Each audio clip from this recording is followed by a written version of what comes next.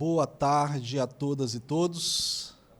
Prazer estar aqui com vocês, prazer fazer parte desse projeto tão interessante, porque efetivamente nós precisamos falar de coisas interessantes, mas de uma maneira um pouco mais leve. Isso é absolutamente importante. Para começar, muitas pessoas dizem: eu não sou polêmico e não gosto de polêmica. Eu estou aqui para provar que, embora você não goste de polêmica, você, na verdade, é um ser polêmico. E isso é absolutamente interessante de a gente compreender, e quando nós compreendemos que nós, enquanto seres humanos, somos polêmicos por natureza, nós mudamos a perspectiva do que é a polêmica. E aqui na Bahia pode passar polêmica, entrar polêmica, sair polêmica, mas uma das principais polêmicas, ou talvez a principal, a mais importante polêmica é: não importa qual time você torça lá do Sul, do Sudeste, do Oeste, você é Bahia ou Vitória? E a grande polêmica é: eu torço para o Bahia na Bahia e torço para o time tal lá em outro lugar. Eu torço para o Flamengo e tem que ser Bahia, e tem que ser Vitória. Então, assim, sai polêmica, entra polêmica e o problema estará aí. Mas nós não vamos falar simples e tão somente dessas questões corriqueiras e que a gente leva, por vezes, efetivamente na esportiva. Eu gostaria, então, de falar por que é que somos tão polêmicos. Para falar disso, eu trago uma polêmica bem recente. Essa polêmica é a polêmica do pastor André Valadão com a comunidade LGBTI+. O pastor André Valadão, no mês de junho, ele resolveu fazer uma cruzada contra os LGBTI+. E nessa cruzada, ele escolheu justamente o mês do orgulho gay para dizer que Deus odeia o orgulho. E, efetivamente, se você ler os textos bíblicos, você vai perceber que o pecado capital, principal, é o orgulho. Mas, obviamente, que orgulho é uma palavra polissêmica como tantas outras. E qual é a questão aqui que ele está colocando? Quando ele diz que Deus odeia o orgulho e ele traz um sermão em que, no fundo, pano de fundo, no seu data show, que na verdade não é um data show, no telão, aparece lá a bandeira LGBT, e ele fala sobre os LGBT, o que acontece? É que Deus não odeia o orgulho, Deus odeia os LGBTI+. Embora ele possa dizer: mas eu não quis dizer isso, mas o efeito de sentido de seu discurso foi assim que, efetivamente, muitas pessoas compreenderam, e isso legitima o preconceito, legitima a discriminação, legitima a homofobia. E, então, em outro dia, ele simplesmente, nessa cruzada, ele profere mais um sermão, lá de sua igreja, que é brasileira, mas que está nos Estados Unidos, Igreja Batista da Lagoinha. Ele simplesmente disse algo: agora é a hora de tomar as cordas de volta e dizer: pode parar, resta, mas Deus fala que não pode mais. E aí, o pastor André Valadão, ele continua e diz assim, ele diz: já meti esse arco-íris aí, remetendo a Noé, que acabou o mundo, né, com água, e que fez o arco-íris, dizendo que não iria acabar mais uma vez o mundo por água. E se eu pudesse, matava tudo e começava de novo. Mas prometi que não posso, agora está com vocês. Ou seja, o que é que fica aí pressuposto e subentendido, inclusive?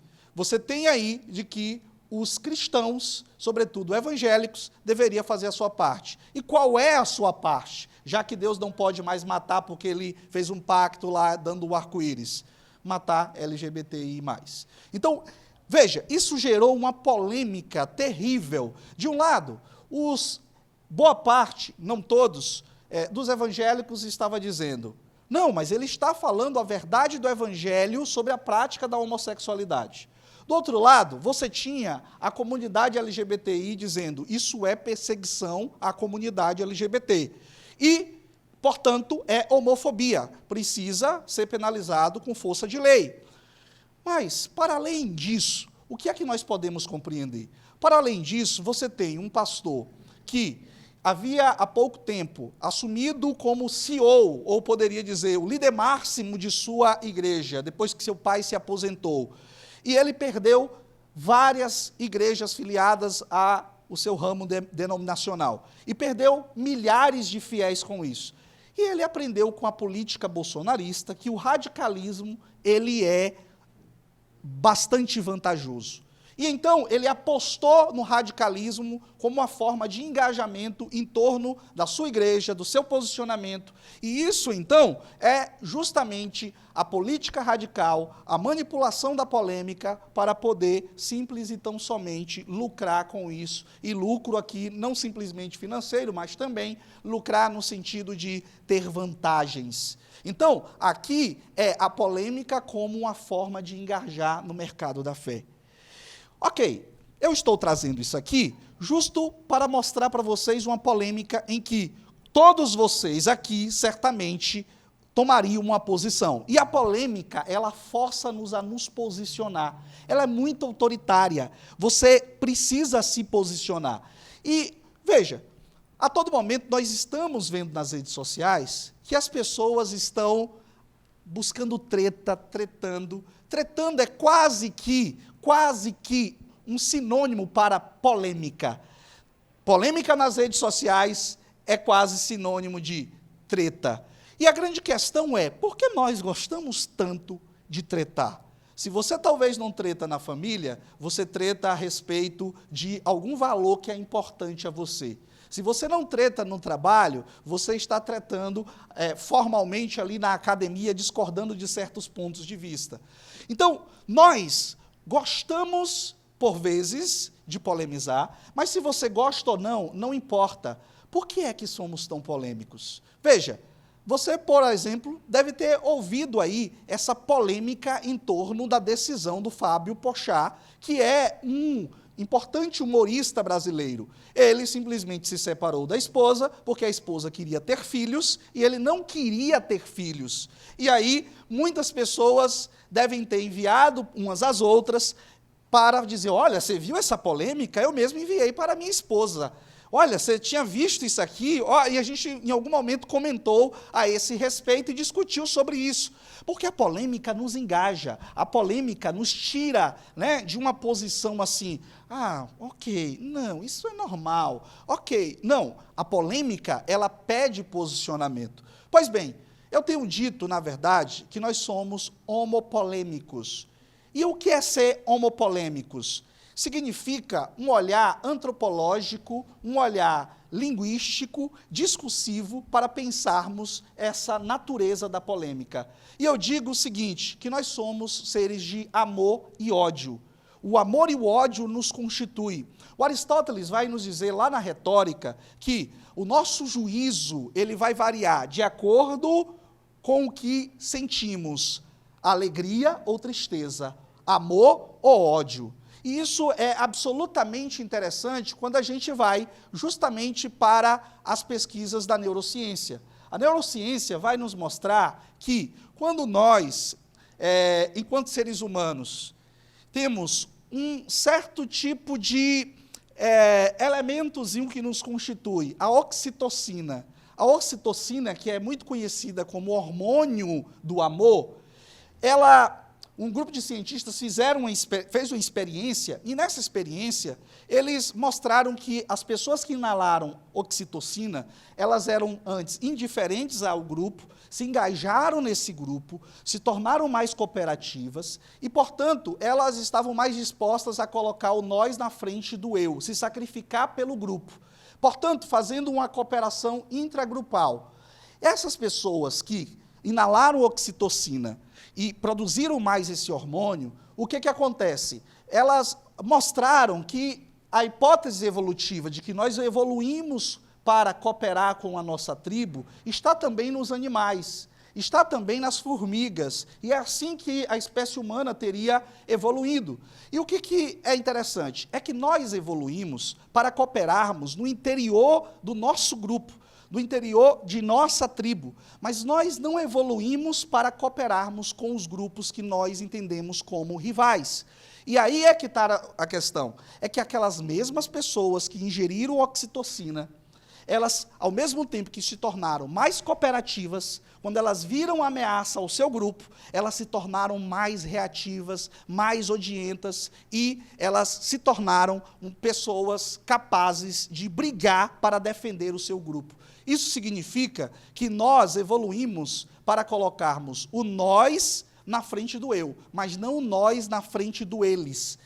Ora, se a evolução nos diz que nós evoluímos biologicamente para colocarmos o nós na frente do eles, ou o nós na frente do eu, mas não na frente do eles, qual é a questão? É que se não evoluímos biologicamente para isso, isso não precisa ser o nosso destino. Porque nós, por meio da educação, da consciência, nós podemos cooperar, uma cooperação intergrupal. Mas, pois bem, isso nem sempre acontece. Por quê? Porque nós, de alguma maneira, somos polêmicos. E o Heráclito, ele já colocava a polêmica como algo bastante produtivo.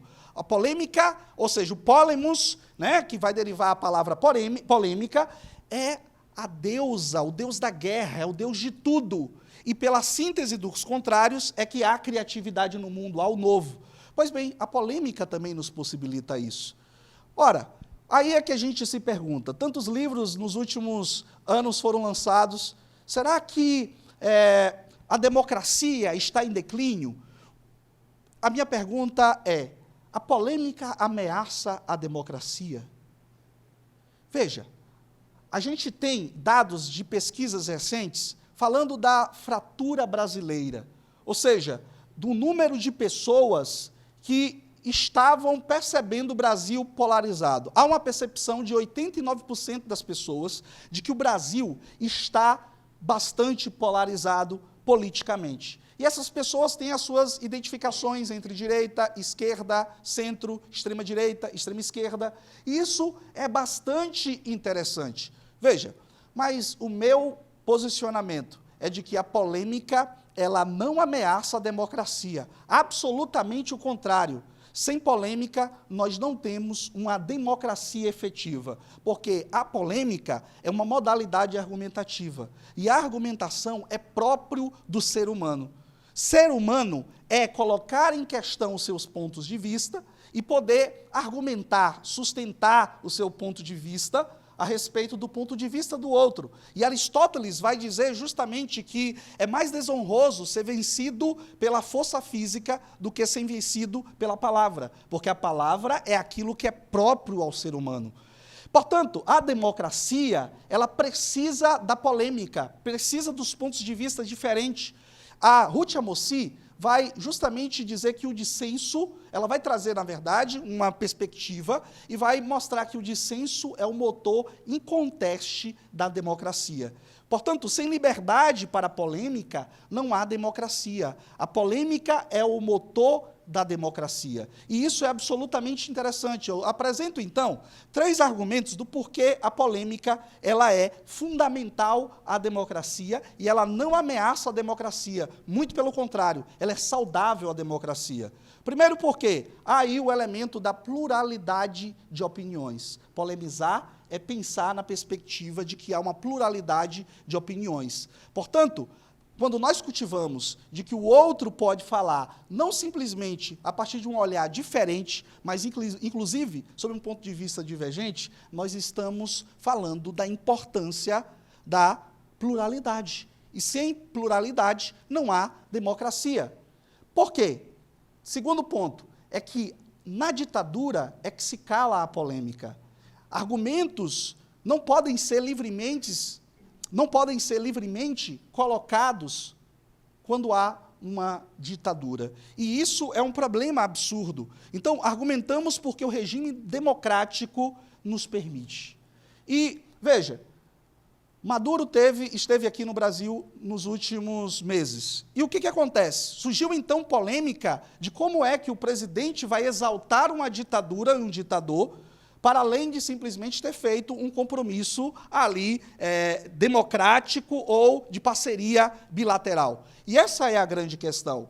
A questão é possível você trazer um ditador para um país? É, porque há um interesse econômico, mas é possível você dizer que aquele país que cala a divergência não é um país ditador? Esse é o grande problema. E isso gerou uma polêmica a respeito da democracia não possibilitar, ou seja, a ditadura não possibilitar a democracia dos pontos de vista.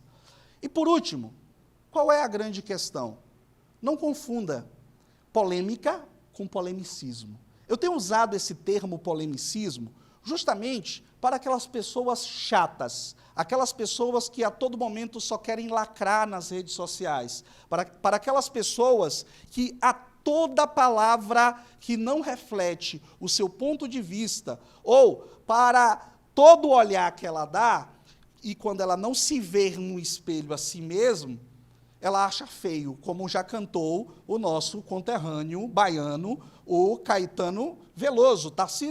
Narciso acha feio o que não é espelho. Portanto, não podemos confundir a polêmica com esse extremismo. Não podemos confundir uma polarização discursiva com a hiperpolarização política na qual nós estamos metidos. E não podemos confundir a polêmica com o transgredir dos limites éticos do respeito ao outro, do respeito à diferença, da opinião divergente e divergir exatamente com ética, construirmos uma sociedade que é possível viver a divergência, mas ainda assim, no meio da divergência, é possível que nós convivamos. Compreender a polêmica, a convivência, é mais do que simples e tão somente a argumentação racional.